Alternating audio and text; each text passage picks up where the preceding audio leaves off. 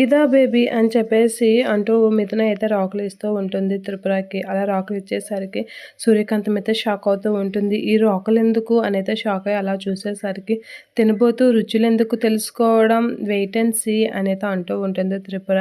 ఏం చేస్తుందో అనైతే టెన్షన్ పడుతూ ఉంటుంది సూర్యకాంతం. రా ఇటు అని చెప్పేసి రెక్క పట్టుకొని పక్కకు లాగుతూ ఉంటుంది.